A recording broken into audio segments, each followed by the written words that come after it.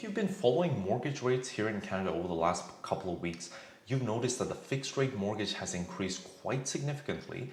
And as of April 13th, the Bank of Canada has raised interest rates by 0.5%, which is now going to impact the variable rate mortgages as well. Now, in this video, we're going to talk about how that's going to impact your decision to potentially choose a fixed or a variable rate mortgage. If you're a real estate investor, what to consider if you're looking at buying a property today. And I'm just going to share, what I'm going to do and my perspective on all of this. Now, if you're new to my channel, my name is Koukun and I'm a real estate investor and I run a real estate team here in the Niagara region. If you're interested in learning more about what we do, check out the link in the description below on our beginner's guide to create a legal basement apartment. It goes into the details of how to create a legal basement apartment, and that's our primary real estate investing strategy. Now, before we get into the details of the mortgage update, as you've probably seen, there's quite a bit of articles right now predicting the end of the Canadian real estate market as we know it, a real estate crash, or a lot of doomsday scenarios. So I'm going to break down a little bit of my own thought process and how I view this current climate. Now, first off, the reality of the market right now, at least in the cities that we focus on here in the Niagara region, is that there is more inventory than ever before for the last little while. So we're seeing more homes come for sale, a lot more homes that are not selling on offer night, meaning if they hold offers for a week, and we're seeing a lot more homes selling conditionally, meaning that the buyer is able to put a condition for financing, a condition for inspection. This was not the case even earlier this year, and probably for the last 2 years, it's been very hard to be able to put a condition into an offer. So that is quite a change. And I will say that we're starting to see a little bit of the excess being taken out of the market. We're not seeing as many sales happening where the sale price is, significantly higher than any recent comparable sale. So the market is starting to become a little bit more reasonable, so to speak. Now, my perspective on the real estate market is, even though I'm a real estate investor and I'm a realtor actively looking at the market, our team, does quite a bit of transactions every single month, I still don't know what real estate is going to do in the short term. My perspective is that I know in the long term, real estate will be a winning investment. And my goal in each and every transaction that either I'm helping a client with or that I'm purchasing for myself is that I want to see if I can hold on to this investment long enough to create a positive outcome. That's why my go-to is buy and hold cash flowing rental properties, so that, even if I purchase a property today that drops in value, as long as I don't sell, I don't lock in the loss. And if I can find good tenants that can create positive cash flow, even better, because I get to hold on to that property for as long as it may take to see a positive outcome at the end of it. And one last note to keep in mind, when it comes to a real estate market crash or even a stock market crash, the one thing that is consistent among all of these crashes is that it's usually always different. It's always caused by a different factor. That's why it becomes so difficult to try to predict a crash. Every new crash usually comes from somewhat of an unexpected source or happens in an unexpected way, different from the past one. I've always found that hoping for a crash, wishing for a crash, waiting for a crash, it's not really an investment strategy. You're just hoping and praying. So my perspective is, if I see a good opportunity in front of me, I'm going to take action. Personally, I'm at the stage in my real estate investing, I don't go 100% and put every last dollar I have into a new real estate deal. I try to keep, at this point, a healthy reserve in index funds, in cash savings, so that if the market does crash, hopefully the property I've bought has some positive cash flow, so it gives me staying power, and hopefully I have some other cash, other investments on the side that, again, gives me staying power. Because when it comes to real estate investing, the leverage you have in the property by having a mortgage on the property, it amplifies the return when things go well. It amplifies the negative when things don't go well, but that negative is only a loss if you crystallize it, if you sell the property.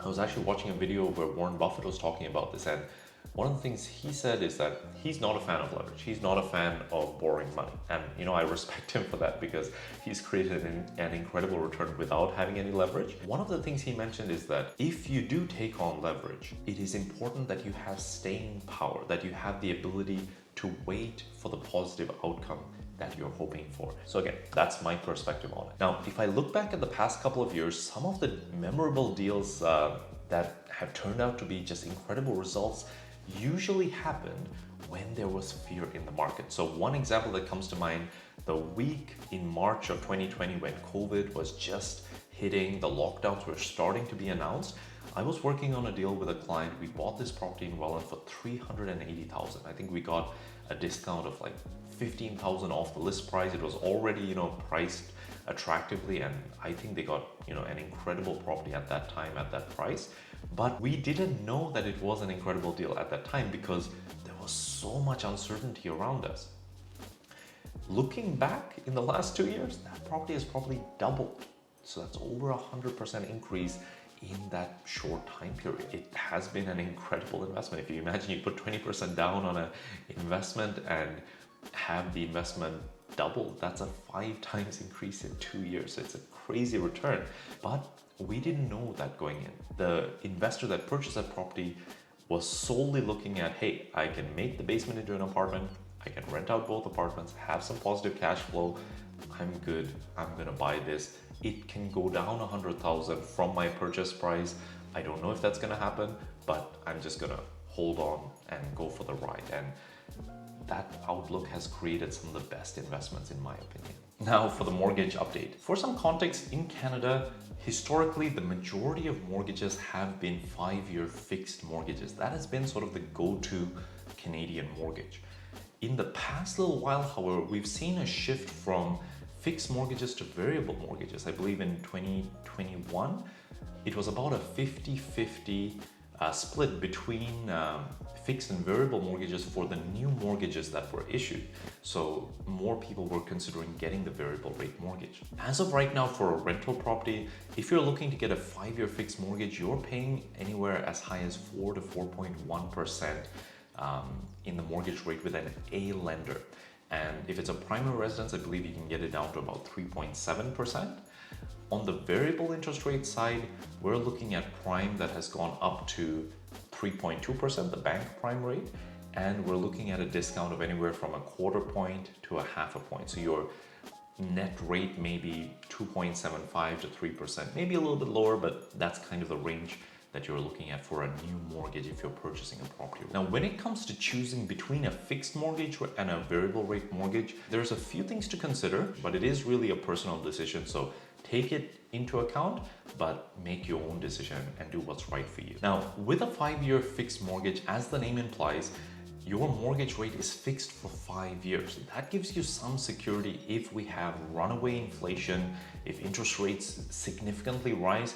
During that 5-year time period, your interest rate is going to be the same. Now, at the end of the 5 years, you will then need to renew your mortgage at whatever the rates are, whether you go with another 5-year fixed or whether you go with a variable rate mortgage. You have the choice at the end of the 5 years, but you're not insulated from whatever the rate is at that point. Now, the rates that you pay for a 5-year fixed mortgage are determined by the bond market. And right now, in the past few weeks, rates have gone up quite a bit because of inflation being higher than expected.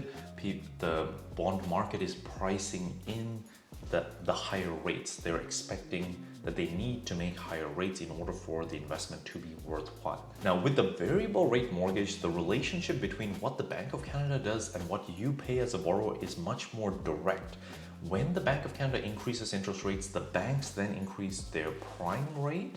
And when they increase their prime rate, you as a mortgage borrower, your rate directly gets increased. And with variable rate mortgages, you have the bank prime rate, which is 3.2%, but typically you can either get a discount off of the prime rate or a premium above the prime rate. One thing important to consider with a variable rate mortgage is that you can fix your mortgage at any given time. So you're not stuck with a variable rate. You can always fix it at any given time. So here are some of the factors that I would personally consider if you're deciding between a fixed rate mortgage and a variable rate mortgage. Are you planning to hold on to this mortgage for 5 years or for whatever the term of the mortgage is going to be? The reason I ask that is, as an investor, to this date, I haven't actually had a single mortgage that I've kept for 5 years. I've always broken it at 2 years, 3 years, 4 years, right? I've always broken it before the 5-year mark, simply because as an investor, if my property has equity and I'm in the growing phase of my real estate investing journey, I'm going to pull the equity out, I'm going to buy another property, I'm going to do something with that equity to further the growth of my portfolio. And in order to do that, if you have a fixed mortgage, you typically are ending up breaking the mortgage, and you may be paying a lot more fees and penalties than you would if you had a variable rate mortgage. The fixed mortgages come with what's called an interest rate differential, where the fee can be quite a bit if the rates have dropped since you locked in. The second thing to consider is, are you getting a discount on the variable rate compared to the fixed rate? So for example, right now, the fixed rate is 4%, the variable is 3%. You have a full 1% gap. The third point is, do you think it's reasonable for the Bank of Canada to raise interest rates such that the variable rate mortgage becomes more expensive than the fixed mortgage? Now, it's always tough to know what the Bank of Canada is going to do, but they've already increased rates by 0.75 since the beginning of the year. For them to then increase rates by another 1% in order for the variable to sort of meet the fixed rate, in my opinion, it's a bit tough for them to do that, because there's a lot of consequences to that decision and consequences to the consequences of that decision. So the impact of a decision like that has multiple layers to it. It impacts the economy, it impacts obviously homeowners that are on a variable rate mortgage. There's a lot of people affected in many ways that it's not something they would do unless they were forced to do it. So will they do it? Won't they do it? I don't know. It's hard to imagine a world where that'll happen. Doesn't mean it won't happen, but just I think it's something that may not happen in a rush as people expect. The fourth point is a little bit more personal. Are you in a financial position where you could withstand rates going past the fixed rate? So this is something you want to consider. If you're buying a home, you want to consider that, even though you go with a variable rate mortgage, can you afford it if the variable rate mortgage goes past the fixed mortgage? And that honestly is a tough question to answer. Right now with sky high prices, it's not the easiest thing to have a lot of space in your budget to meet those higher expenses. And even with an investment property, like, can the cash flow cover a higher interest rate? And if it can't, do you have additional reserves? Do you have space on a line of credit? Do you have cash saved? Do you have index funds? Do you have something besides this investment so that you can hold on to the property if you need to feed it for a little while? So as you probably guessed, my answers to this question are, I typically refinance my mortgages before 5%. The discount right now is 1%. I personally don't think that the Bank of Canada is going to increase interest rates more than 1% in order for the variable rate to be a losing proposition. And financially, I've intentionally got to the point where I've set aside a good chunk of funds into index funds. If you saw my video on the fourplex sale that I did, where it was the multifamily flip, where between me and my partners, we made over 500,000. My portion was, around 100,000.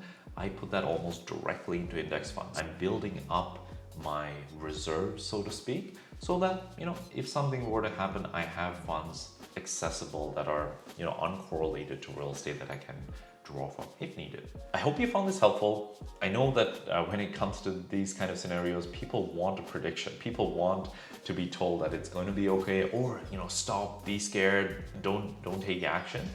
And the reality is we don't know. I just think, have a long-term perspective. I find that the scares we see in the short term over the long term get really ironed out. In the short term, you can try to make some good decisions, try to time the market, maybe get opportunistic, buy a deal that's on discount, or maybe sell a property when you think the market's high. But in the long term, if you own a few good assets and really hold on to them, it's hard to lose. Again, not trying to predict what's going to happen, buying a good investment that has cash flow and just holding on to it and just doing other things while the investment does its job. So hope you found that helpful. If you have any questions, feel free to comment below. If you're interested in working with our team, check out the free guides in the comments below. Once you sign up for that, you'll get the option to message our team, and we'll reach out to you right away. And until next time, all the best.